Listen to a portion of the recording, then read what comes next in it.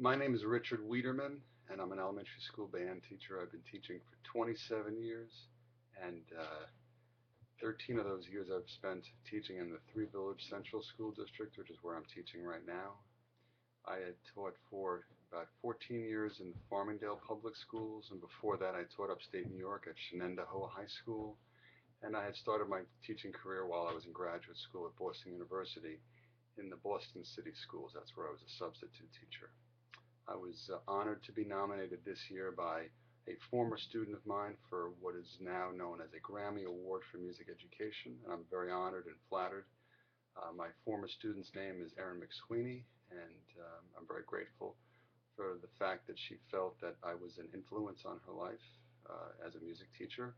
And I'm going to talk very briefly about my philosophy of music education and some of my proudest moments and a few other things. To start off, my philosophy of music education is that music is and should be important in the life of every child, regardless of how old they are, starting from the time that they're born straight through high school and college. I think that music is something that can be a very positive influence on their academics and their social life. And what music does for you is different than other aspects of a child's academic career or their extracurricular career, and including in that would be sports and clubs. What studying a musical instrument does for you, and obviously singing as well, is it makes you use a part of the brain that you normally wouldn't use.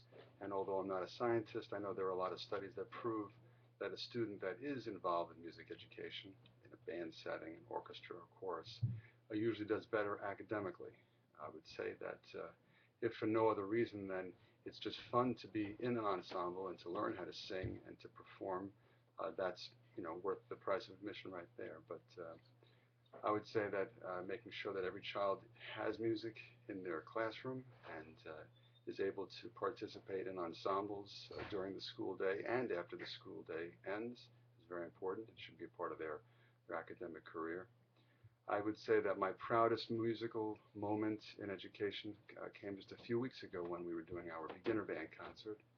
I had a student by the name of Nicholas Meyer, who is a student in my beginner band. He plays drums. He has cerebral palsy and he is confined to a wheelchair, but that doesn't stop Nick. He gets around just fine. He comes down every Monday morning for his lesson, and in his half-hour lesson, he's been learning how to play the snare drum and the bass drum and some more auxiliary percussion. Uh, in addition to doing that, he started coming to the beginner band practices on Wednesday mornings. His mother was able to bring him every Wednesday morning, and in so doing, participated in the ensemble rehearsal herself. I think she learned a thing or two about performing in band. Nick was very, very motivated to be successful. He never gave up at any point during the class or during the school year. In fact, his class had a few other students, and he was the only one to actually finish out the school year, which is a testament to his grit and his desire to become a musician, and he did so. He was performing in the concert on bass drum on one of our signature songs, which is called Let's Go Band, and he seemed to be having a wonderful time, so much so that I caught a look in his eye that just kind of spoke to his enjoyment and his excitement, and we were able to videotape part of that concert, and I had a great picture taken with Nicholas right after the concert. It was that moment that kind of encapsulated what we do as music teachers and teachers in general, that you have a starting point, you have a goal, and when you reach that goal, a child can be very proud of their accomplishments and satisfied with the notion that they succeeded. And he did succeed in a big way, and you'll see that in the expression on his face.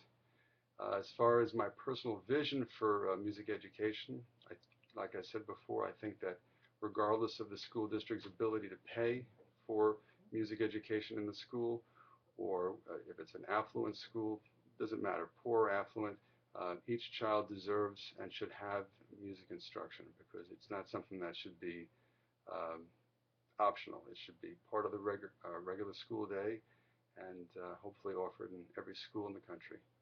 Uh, Ways that I've made an impact on the school as a music teacher.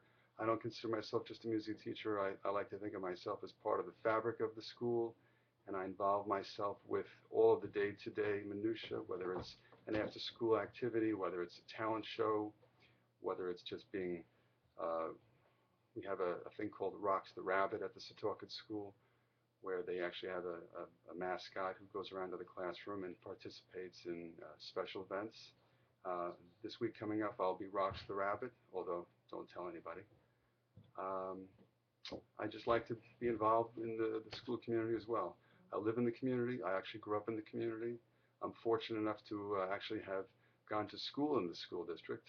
When I was a fourth grader, I was in the beginner band straight through high school in the Nassaquag Elementary School, the Jolinas Junior High School, and then Ward Melville, which comprises the whole district.